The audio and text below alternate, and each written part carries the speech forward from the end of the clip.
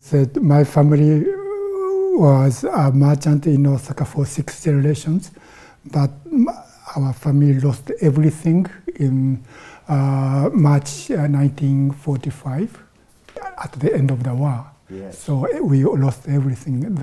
Everything was burned. My father left the city and went to countryside, and he wanted to be a farmer. And he started to live in the countryside, and that was where I was born.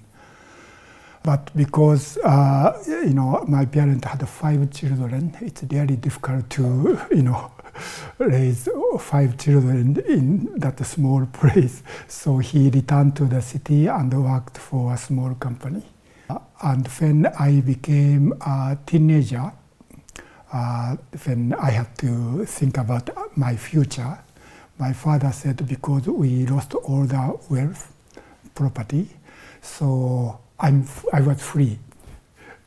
In Japan, I was the oldest son. In Japan, in Japanese culture, traditional culture, oldest son had a responsibility to take care of family wealth and business, and take care of the parents when they become aged.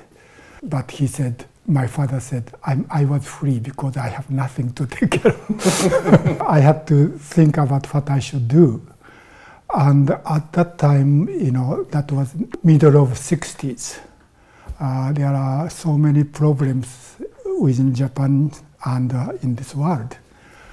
And in Japan, after World War II, Japanese people worked so hard to restore prosperity after the war.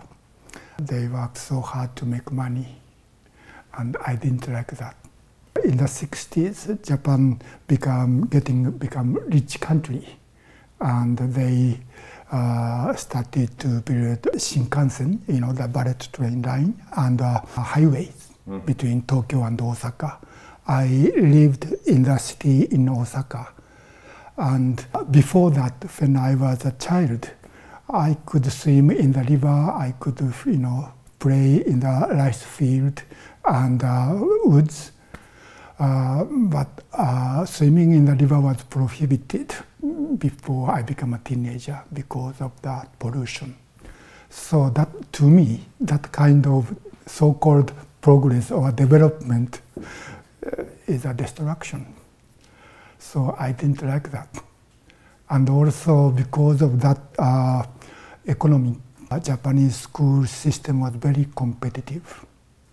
So I was always asked from my parents and teachers to study hard, to go to a good school. And I didn't like competition.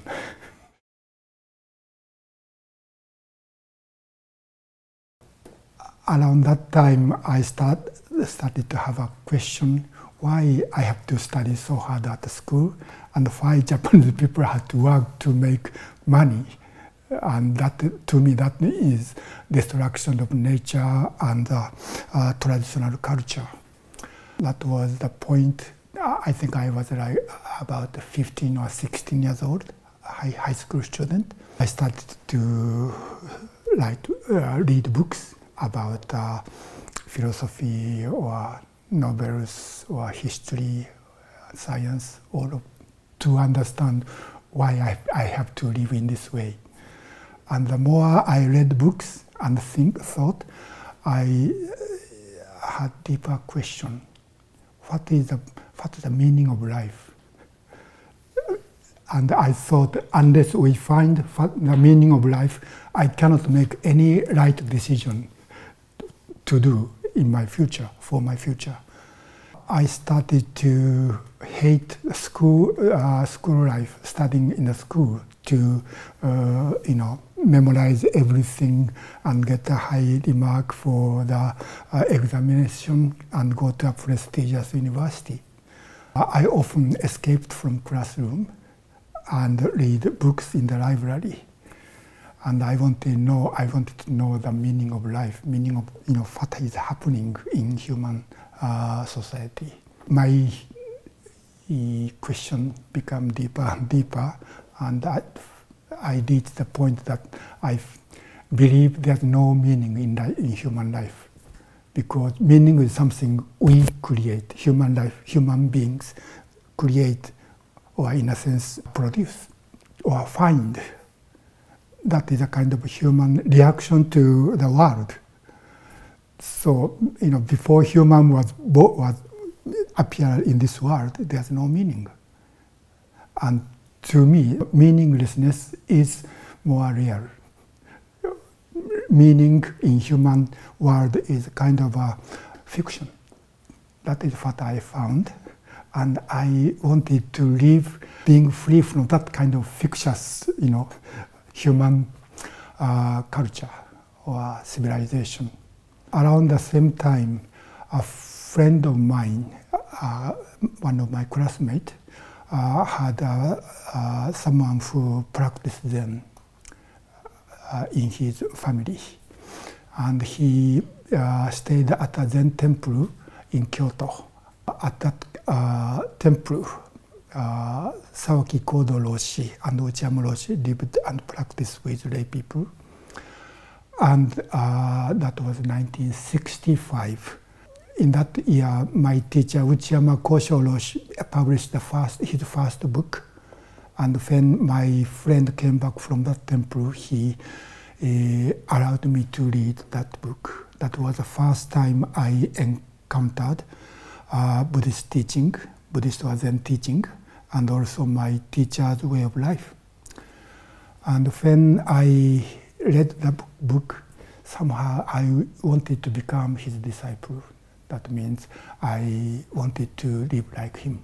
I was 17. 17. Mm-hmm. He described his journey of searching the meaning. So when he was a teenager, he had the same question I had.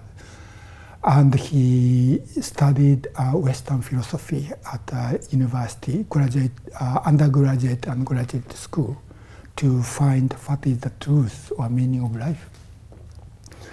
And finally he found what he was looking for in Zen practice, Zen teaching. And after that, he continued to practice and share what he found with younger generations. When I read spiritual books, I knew there are such, spiritual teachers in the human history, so many of them. But he was the first actual person who lived in that way. I think that was why I wanted to live like him.